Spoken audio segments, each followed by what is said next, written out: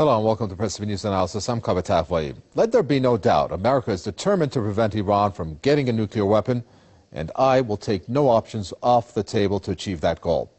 Those were the statements from U.S. President Barack Obama's State of the Union address, as if Iran was on the path of acquiring a nuclear weapon.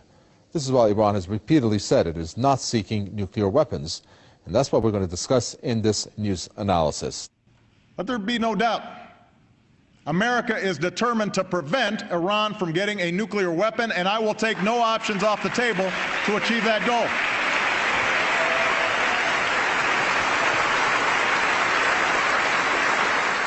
Addressing American lawmakers in his last State of the Union address of his first term at the White House, U.S. President Barack Obama once again threatens Iran. Obama also claimed that Iran has become isolated following diplomatic pressure applied by Washington and its Western allies. He means war. That's the only thing it does mean. When you say you're not taking anything off the table, you're talking about the possibility of a military attack in Iran. I think that would be an utter catastrophe for the region. I think it would be a worldwide catastrophe. This is all about control. This is all about control. This is all about saying, hey, look, we are indispensable. We still have the power, and we still have the power to control, and don't forget it. Obama also reaffirmed Washington's commitment to Israel's security. Our ironclad commitment, and I mean ironclad, to Israel's security has meant the closest military cooperation between our two countries in history. Earlier, America's European allies imposed an embargo on Iran's oil exports, they said, to pressure Iran to stop its nuclear energy program. Tehran has already emphasized the futility of the EU embargo on its oil sector. And the Western line on the issue has worn thin with the international community. The 120 non-aligned movement countries, as well as 17 observer countries, have been voicing their views more and more openly, that the Western provocations are more likely to do with putting a stop to Iran's resurgent economic and political clout on the world stage. Countries including 2 UN Security Council permanent veto-holding powers, Russia and China, have already slammed Washington and EU's latest moves as improper and unhelpful. However, Iran's near-paranoid arch-enemy and the Middle East's nuclear-armed pariah, Israel, has welcomed the anti-Iran sanctions. And congratulate her for the decisions in Europe regarding to the sanctions on Iran. I want to express our appreciation for the last resolutions taken by United Europe. The EU has apparently towed the US line to save Washington's blushes after the Obama administration's efforts to get the Eastern Hemisphere's economic giants to boycott Iran's oil were ignored. Tehran has shouldered numerous sanctions by the US and its allies since the victory of the 1979 Islamic Revolution. But as admitted by the same states, it's emerged as the most powerful and technologically advanced nation in the strategic Middle East region and on the world stage. Let me introduce our guest. We have staff writer from Veterans Today, Joshua Blakeney, who joins us from Calgary, Canada. Joshua Blakeney, thanks so much for joining us. Let's go directly to the first question, which starts with what the U.S. President in the State of the Union address said. And it's really a disinformation, and that is that Iran is on the path of acquiring a nuclear weapon. Yeah, it was a quite myopic speech coming from the President of the United States. I mean, I found particularly telling that he made the statement that the world was once divided and that thanks to him the world is now united on the question of Iran. I'm having some feedback, I apologize. But the reality is, of course, that the non-aligned movement, which is consisted of 120 nations, issued a statement just 8 days ago in which they endorsed Iranian sovereignty and expressed expressed their hostility towards the U.S. encroaching on Iranian sovereignty. And therefore, that was one utterance from the President of the United States that was evidently false. Obviously, the insinuation that Iran is trying to acquire nuclear weapons is buttressed by no evidence. And of course, the IAEA, any statements they have made in which they have indirectly implied this has been inferred from evidence, so-called, provided to them by its member states, like the United States and Israel and Britain. And therefore, their statements aren't reliable at all. Iran clearly is trying to develop a civilian nuclear program, like France has and like many countries in the world have, which is completely justifiable and indeed legal. And so the President of the United States, I think, reflected not necessarily his own perspective, but those of his backers. You know, the United States political system is one where money speaks. In a capitalist system, those who own capital have political clout. And the statements that Barack Obama made vis-a-vis the Middle East, and really in general, to do with domestic economics also, I believe were the product of his backers. And we know who is supporting the Democrat Party financially and what their agenda is in terms of Middle East policy. And that, in my humble opinion, is to promote the interests of the State of Israel, often, in fact, jeopardizing what was traditionally U.S. Middle East policy, which was to try and do bilateral negotiations with ensconced Middle East regimes. And therefore, this speech has to go down as an embarrassment. And in fact, if you look, if you go to about an hour into the into Barack Obama's State of the Union address, in about an hour into it, you'll see that when he mentions Iran and when he mentions his ironclad support for the State of Israel, that actually only about half of the congresspersons clapped, which might indicate that there's some discontent with this tendentious policy of the United States towards the State of Israel. Right, and that's a good point to bring up. Well, let me bring in our next guest, Mark Glenn from the Crescent and Cross Solidarity Movement. He joins us from Idaho. Mark Glenn, let's bring you in on this, and we're talking about the State of the Union address by President Obama. And of course, I'm sure you're well aware he resorted to threats against Iran by saying that all options are on the table. What is this all options are on the table, first of all? Shouldn't there be only one option, diplomacy? And of course, what do you think is the signal that he was trying to send by this threat? Well, as my colleague pointed out, this is an election year, and Obama, like all presidents, wants to be reelected. And so he knows that he is beholden to the people who put him in power in the first place, and he basically has to do what they say if he stands any chance of being reelected as president. So in that sense, Obama's speech really is a speech that was written by Israel's foreign policy planners, and that means the United States fighting Israel's wars for her, wherever they may be, if it's Iraq, if it's Afghanistan, if it is Libya, if it is Iran. We have to remember that the plan that is behind all of this is to secure an Israeli empire, okay, which would encompass the land, all of the land between the Nile and the Euphrates River. So Obama basically has to do what he is told if he wants to not only to be reelected, but if he wants to remain alive. I mean, we have to remember that the people who are responsible for all of this mayhem in the Middle East, they have absolutely no compunction about killing anyone. If they would kill a million innocent men, women, and children in Iraq, why would they be opposed to killing an American president who happened to get in the way of their imperial designs? And this is something that was recently discussed in a newspaper column that was written by a Jewish publisher in the United States, where he talked about the propriety of Israel's intelligence and assassination service, Mossad, going after and killing the United States president because the president would not do what Israel demanded vis-a-vis war with Iran. And so, you know, I think that throughout the world, I think that really it's only within the American system itself that this is something that is not widely known. I think the rest of the world basically knows that the United States has been reduced to basically attack dog status for the Jewish state. It is not a superpower anymore in the sense that the United States can make decisions that are in her own best. We are a dog on a leash, and Obama's speech last night is just one more proof in that direction.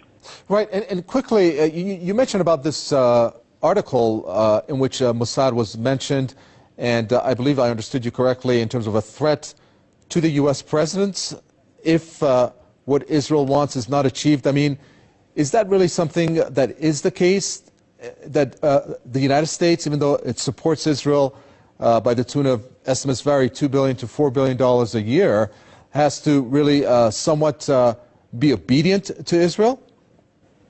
Absolutely. The United States, I mean, let's face it, okay, all we have heard from the Israeli press and from the Jewish mainstream media in America since the election of Obama is how much he is not working in Israel's interest. Well, since that time, okay, there has still flowed billions, tens of billions of dollars into Israel anytime Obama wanted. He could grab Israel by the throat and throttle her and bring her back into line by saying, we're not going to give you any more money, we're not going to give you any more military support or technology, and we're going to start arresting your agents and spies in this country who are siphoning off our most sensitive military technology and giving it away to countries such as China. Anytime he wanted, he could do that, but he hasn't. All he has done is made noise about the settlements issue and, of course, the fact that he is dragging his feet about attacking Iran. For good reasons. Not only is it an illegal war, but an attack on Iran has implications associated with it that could lead to the absolute destruction of the United States, which Israel in the end would want anyway. She would love nothing more than to see the United States brought down so that she could rise up as the new power in the world. So, yes, the United States, sadly, is not a superpower in the sense that we are able to decide and act upon our own foreign interests. We have to do what we are told by these people who control our media, our economy, who decide who becomes president, who decides who gets elected to our lawmaking body. So it is a sad reality, but it is a reality, a fact nonetheless. And not until the American people come to grips with this fact do we stand a chance of ever rescuing our country or even, for that fact, rescuing the world. Joshua Blakeney, let's bring you in here. You know, this all options on the table is something, again, perhaps maybe because of a re-election year for Obama, maybe it's a signal, and some say for the Israeli lobby. At the same time, the great lengths that the United States is going to get sanctions on Iran. We know that they have made and introduced the sanction, trying to get EU, which they got their approval, even though it's at the behest of Europe in terms of what they're going through regarding the Eurozone crisis, and of course going with his co-worker Timothy Geithner all the way to China, and we saw what happened there regarding getting China on board, and of course then with India. I mean, what is it that the U.S. president means with this all options on the table? Well, I think this is largely empty rhetoric from the President of the United States, and I think there is a tendency among the political class to think if they repeat something as many times as possible, that it will begin to be true. And Barack Obama said in his State of the Union address that the world is now united against Iran, and that's patently false. Is Venezuela with Iran, against Iran? Is China against Iran? Is the non-aligned movement of 120 nations against Iran? I don't think so. So we're seeing the decline of Anglo-America and of this kind of Euro-American imperialist world that the planet's been victim of for the past 500 years, really, since 1492. And we're living in a multipolar world now, one where Iran has some agency. And if the European Union and the United States wants to work in Israel's interests and against its own interests of doing commercial dealings with Iran, then Iran will go elsewhere and trade its resources and goods with other nations, which I think is a good thing. I think it's good that we're living in a multipolar world. One of the intellectual authors of the War on Terror was an individual named Charles Krauthammer, who in 1990 authored a paper entitled The Unipolar Moment, in which he said, oh, this moment after the Soviet Union has declined, the US must jump on it because it won't be here forever. And that unipolar moment, you know, it metastasized into the invasion of Iraq and the invasion of Afghanistan. But I believe that actually they can't invade and attack Iran because they're bereft of soldiers, for a start. They're overstretched militarily, the United States. And moreover, Iran has a capability to defend itself. So what is it trying to do? I agree with many of the points the other guests made. Saying it, Joshua Blakeney? I mean, some say, well, it's a distraction from the problems that he is facing at home. And I'm talking about the Occupy movement. Do you agree with that? Yeah, to an extent, you know, it offers a scapegoat, it offers, you know, a canard or a smokescreen to distract people.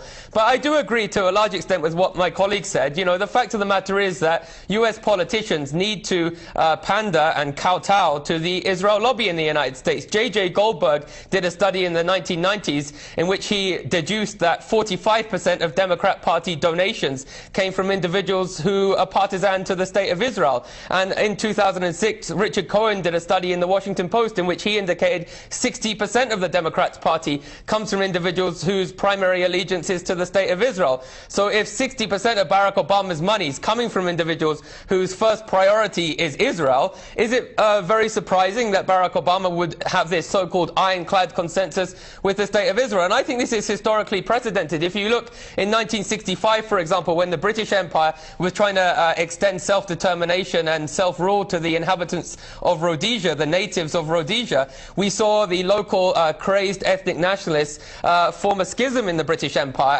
and rise up and declare independence. Likewise, the US after the Cold War had no use for Israel anymore. After 1967, Israel proved itself to be a formidable fighting force, and within the context of the Cold War, the United States could use Israel to smash up this or that Arab nation or to extend its Middle East policy. After the Cold War, what use did the US have for Israel or for South Africa? In the case of South Africa, the Afrikaners didn't have a lobby in the United States, and so the US cast them adrift in the 1980s, and the veto they provided them in the United Nations dissipated. Unfortunately, whilst that would have been logical and rational from the perspective of US hegemony, who would obviously want to win over Middle East governments to resist the hegemony of Russia and China, who are real this notion of winning Middle East governments. Let me come in here and bring in Mark Glenn. Talk about winning Middle East governments, Mark Glenn. U.S. inconsistencies when it comes to Arab countries, or should I say silence? I mean, silent in Saudi Arabia with the human rights situation there. Bahrain, Yemen, in terms of receiving Saleh in the United States. How are they supposed to win hearts and minds of Arabs in the Middle East? Well, they're not trying to win hearts and minds of Arabs in the Middle East. No different than somebody sticking a gun in the face of somebody and saying, you will do what I say or I will pull the trigger. The United States is not interested in winning hearts and minds.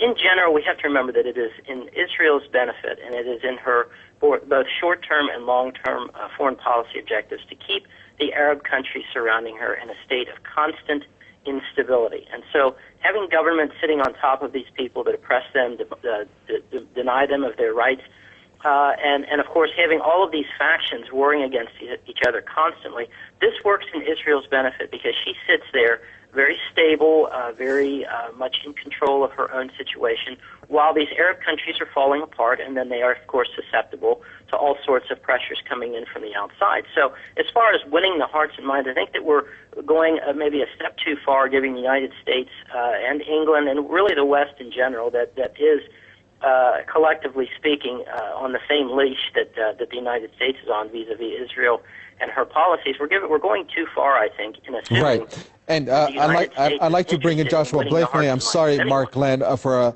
a closing statement. Joshua Blakely, the U.S. President, has said that this is the right time for the United States to be on the right side of the Middle East. Is the U.S. on the right side of the Middle East?